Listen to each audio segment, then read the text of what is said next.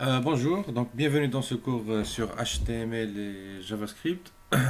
HTML est un langage de description de page web et JavaScript est un langage qui permet l'interrogation dynamique et euh, l'ajout de fonctionnalités dynamiques à votre page web ou application web. JavaScript est un langage assez puissant, donc on ne fait pas seulement des pages avec JavaScript, mais toute une application.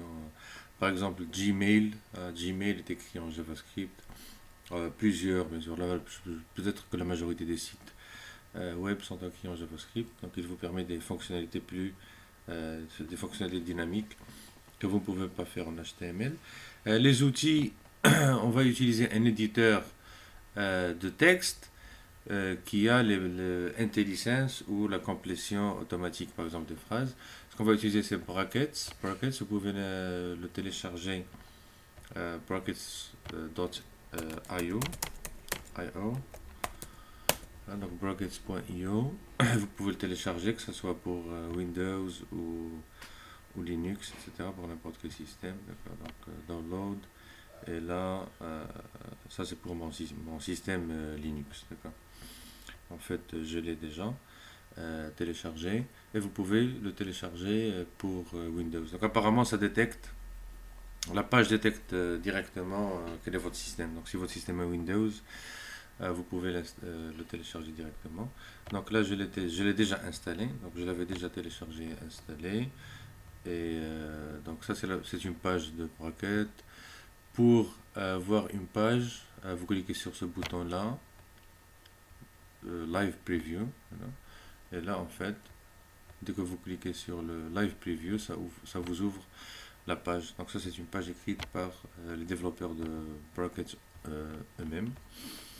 Ça a un éditeur intelligent pour la plupart, tous les langages web, hein. Par exemple, HTML, si vous écrivez quelque chose en HTML, alors il va vous compléter. Par exemple, une page HTML, ça commence par le tag HTML ou la balise HTML. Et donc, vous voyez que l'éditeur me complète directement HTML. D'accord. Vous pouvez aussi donc ouvrir un répertoire. Je vais donc travailler sur mon propre répertoire, Open Folder.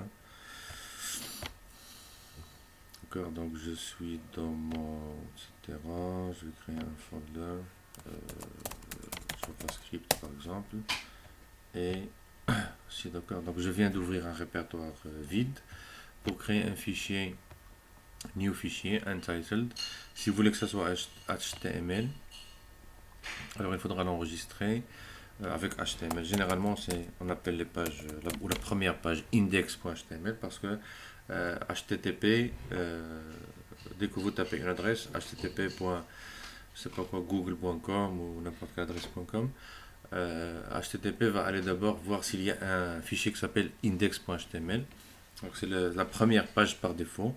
Vous êtes libre de l'appeler comme vous voulez, hein, index.html ou quoi que ce soit.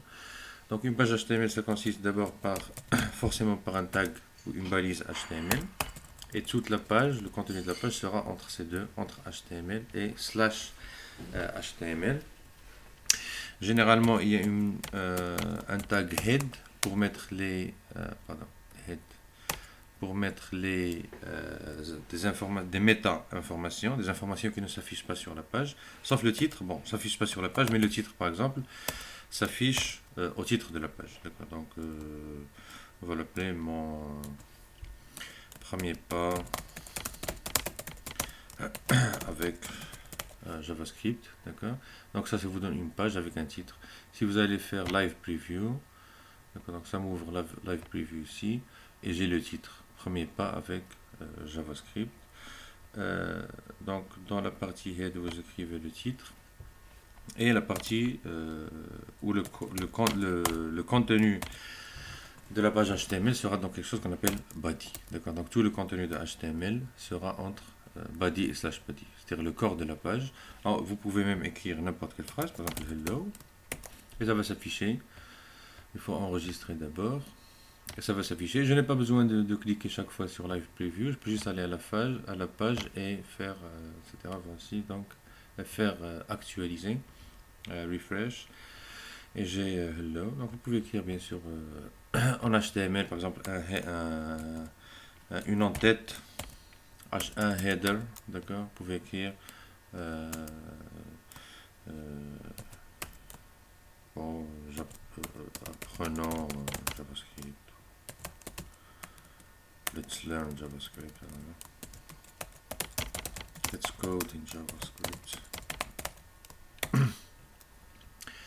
D'accord. Donc vous voyez que là, en fait, j'ai un éditeur de texte, un navigateur browser assez avancé directement. Je n'ai même pas besoin de cliquer rafraîchir. Il rafraîchit directement.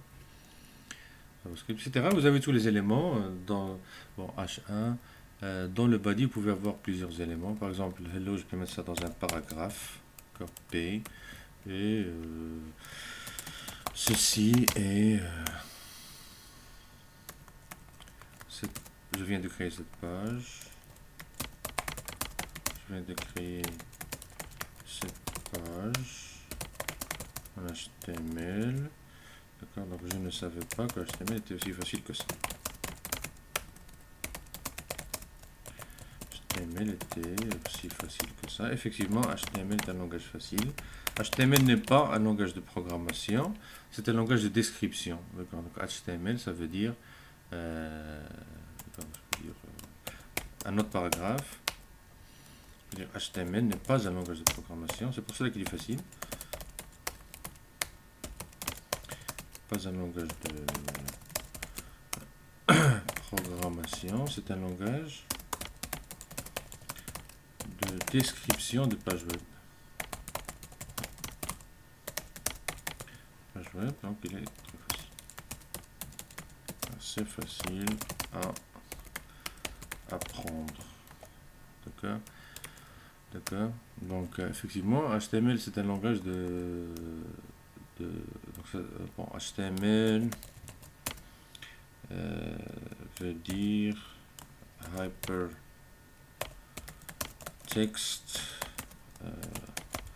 markup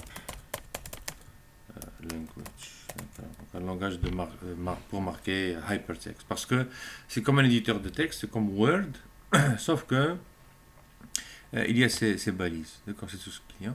Donc HTML il est assez facile comme langage. Par exemple, je peux dire, je peux ajouter un bouton, button. Généralement, il faut ajouter le style. Il y a plusieurs styles, ça dépend du CSS que vous utilisez. Par exemple, il y a le CSS très connu bootstrap.css.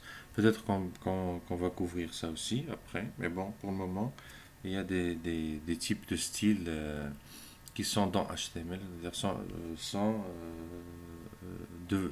devoir ajouter un fichier CSS.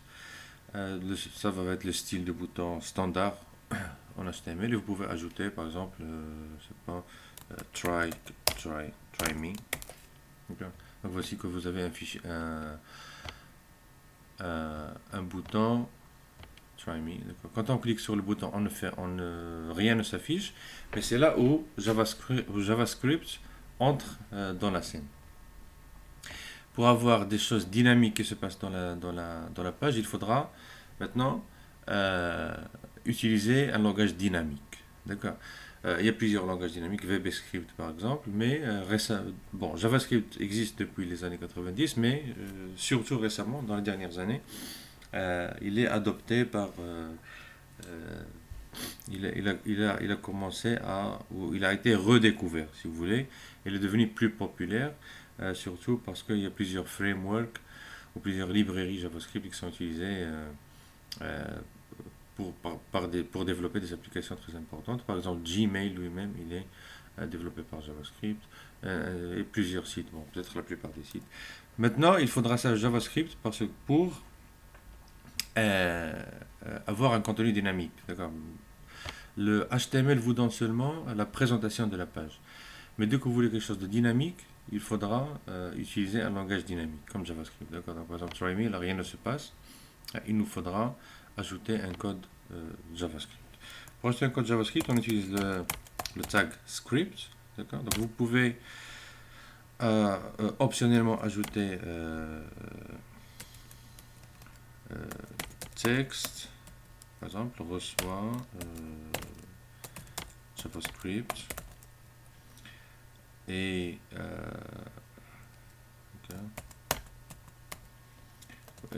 maintenant je veux associer un code au bouton Try Me. Le code c'est donc document. Document, ça veut dire tout le document de la page. Et on va aller chercher l'élément qui correspond au bouton. Maintenant, on peut le chercher soit par ID, d'accord, c'est-à-dire on peut définir un ID ici. Je peux définir un ID. Button 1, par exemple. Donc là, je peux faire get element by ID. Et je lui passe un paramètre button 1. Je vais mettre ça dans une variable. Donc vous voyez maintenant que JavaScript est un langage de programmation. Variable par exemple bouton, si vous voulez, button, reçoit document get elements by ID button 1. Et maintenant je vais associer une exécution à cet élément. Je vais dire button.add event listener. Et en cliquant sur le clic, il faudra maintenant exécuter un certain code. Pour exécuter un certain code, il faut le mettre dans une fonction. Pour déclarer une fonction, on utilise le mot-clé de JavaScript, function. Il faut ajouter des parenthèses et il faut ajouter des accolades pour dire ce que la fonction va faire. Et on termine les instructions par point-virgule. Function qui va dire, par exemple, afficher une boîte de dialogue alerte. You've clicked the button. You've clicked my button. D'accord. Et je vais aller rafraîchir. Voilà. Attends, non, c'est pas ça. Try me. You've clicked my button. D'accord. Donc si je reviens au code de JavaScript, déjà, là quand on fait texte reçoit JavaScript, c'est pour dire de quel langage il s'agit. Mais JavaScript est le langage par défaut, le langage dynamique par défaut. Donc on n'a même pas besoin de ça, sauf si ce n'est pas JavaScript, alors il faudra ajouter votre langage ici. Par exemple VBScript. D'accord. Là ça ne va pas s'exécuter parce que ce n'est pas VBScript, on aura des erreurs. Ah, it works. D'accord. Même chose, mais bon, de toutes les façons, on n'a pas besoin de ça, d'accord. Donc on fait seulement, il faudra seulement ajouter le code, tout votre code JavaScript, entre, ça c'est le code JavaScript, entre les balises HTML, script et /script.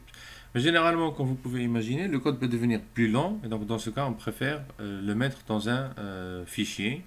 Donc je vais couper ça et le mettre dans un certain fichier, donc dans le même répertoire. Fichier, je vais l'enregistrer comme un fichier JavaScript, par exemple mon script, si vous voulez, mon script.js. Donc l'extension des fichiers JavaScript c'est .js. Et je vais mettre le code JavaScript ici, à l'enregistrer. Maintenant, il faudra juste associer ou dire que là, c'est juste, ce ne sont pas des erreurs ici. Ce ne sont pas des erreurs, c'est juste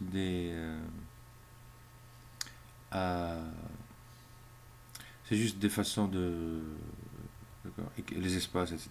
C'est juste, si vous voulez, comment écrire. Comment ce ne sont pas des erreurs. De toute façon, on va voir les erreurs après dans la console. D'accord. Dans la console. Donc maintenant, je ne vais plus mettre le code entre script et /script, mais il faudra ajouter le fichier. D'accord. Donc c'est avec la propriété src. Et vous voyez que déjà l'éditeur brackets me donne les suggestions des scripts. Donc ça va être la même chose. Donc maintenant, je peux mettre ça sur une même ligne. Okay. Et ça va être la même chose. Translate, never, try me, et voici you've clicked my button, d'accord. C'est bon. Donc nous avons le fichier .javascript. Aussi, une note importante à faire, c'est où est-ce qu'on met le tag script. Là ici, je l'ai mis à la fin de body. D'accord, voici body, entre body et slash body. Et je l'ai mis à la fin de body. C'est préférable parce que si vous mettez ça, par exemple, à head, vous pouvez le mettre n'importe où. Hein, vous pouvez le mettre même ici. Je pense que ça va marcher. Okay. Ouais, ça marche toujours. Mais si vous le mettez à head, par exemple, vous pouvez toujours le mettre à head, hein, sauf qu'il y aura un problème là. Si vous le mettez à head, vous mettez le script, je vais aller, etc. Try me, ça ne marche pas, d'accord. Donc il y a des erreurs. Pour voir les erreurs, il faut ouvrir la console. La console, c'est vous l'ouvrez avec FN12 ou dans votre alors dans vos More Tools, voilà, ça dépend de votre, ça dépend du browser, mais généralement c'est FN12 Developer Tools. D'accord. Donc quand vous faites Developer Tools, ça ouvre. Je veux que ça soit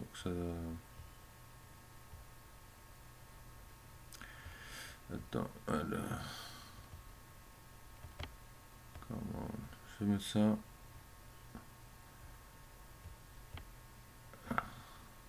Voilà, je vais mettre ça en bas. Il faudra ouvrir la console. D'accord. Vous pouvez aussi faire FN12 pour ouvrir la console. D'accord. Donc, mettre un commentaire HTML ici. FN12 vous ouvre la console pour voir les erreurs.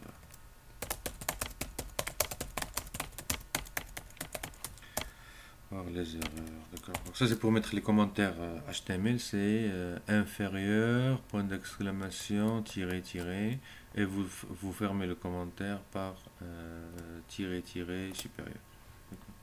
En HTML. En JavaScript, c'est comme en Java et C++, etc. C'est-à-dire slash slash pour les commentaires sur la ligne, et entre slash étoile et étoile slash pour un commentaire sur plusieurs lignes. Donc vous pouvez, quand vous faites FN12, voici ça. Ça vous dit il y a un problème, hein, mon script, etc. D'accord. Donc effectivement, ça ouvre le fichier JavaScript puisque vous le mettez ici. Donc il va ouvrir le fichier JavaScript. Mais qu'est-ce qu'il vous dit? Il vous dit il n'y a pas button, d'accord. Parce que mon script.js, la deuxième ligne, là il y a une erreur. Il vous dit dans l'erreur c'est cannot read property of null, add event listener of null. Parce que pour lui, la ressource c'était où? Parce que pour lui, button est nul. Pourquoi? Parce que il n'avait pas encore lu le body. D'accord. Button se trouvait ici. D'accord. Donc button se trouvait ici. Mais puisque vous avez chargé le fichier JavaScript avant de charger le fichier HTML, il n'a pas pu lire, etc. Donc généralement, on met le tag script à la fin, donc avant le slash body. Comme ça, pour être sûr que le navigateur, le browser, a déjà chargé toute la page. D'accord, a chargé toute la page. Et comme ça, JavaScript peut opérer sur ces variables.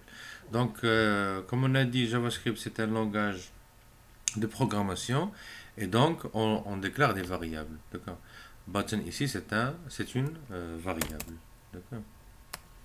Button, c'est une variable, et on déclare une variable en JavaScript avec le mot-clé var, et on donne un nom à cette variable, et on lui donne une valeur. D'accord. Comme on le fait avec un langage de programmation. D'accord. Donc la différence, c'est HTML, comme on a dit, n'est pas un langage de programmation, c'est juste un langage de présentation des pages web. Je vous dis où mettre les éléments.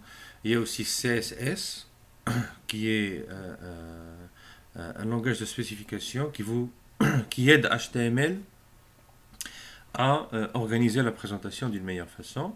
Et il y a JavaScript qui est un langage dynamique pour donner un aspect dynamique à la page, et JavaScript est un langage de programmation. Donc il y a des variables qui doivent avoir des valeurs. On vient de voir qu'il fallait mettre le tag script après ou juste avant slash body. D'accord, comme ça, le programme JavaScript a déjà tous les éléments de la page chargée pour pouvoir les manipuler. Donc on se voit la prochaine fois. On va parler plus des variables et aussi des objets et des fonctions JavaScript. D'accord. Donc si vous avez des questions, vous les mettez en commentaire et merci pour votre attention. À la prochaine fois. Bye bye.